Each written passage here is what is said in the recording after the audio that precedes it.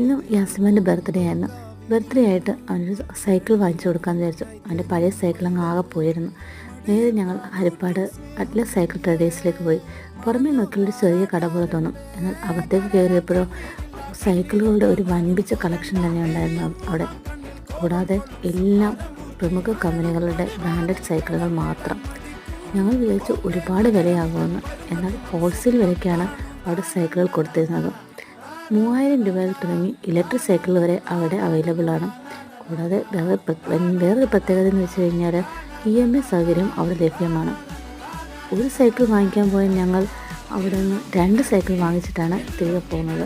കാരണം യാസിക്കും ബിനുവിനും ഒരുപോലെ ഹാപ്പി ആകുമല്ലോ. ഒരു സൈക്കിൾ വാങ്ങിക്കുന്ന വിലയെ 2 സൈക്കിൾ വാങ്ങിച്ചപ്പോൾ ഞങ്ങൾക്കായുള്ളൂ. കൂടാതെ സർവീസും അവിടെ ഫ്രീ ആയി ലഭിക്കുന്നതാണ്.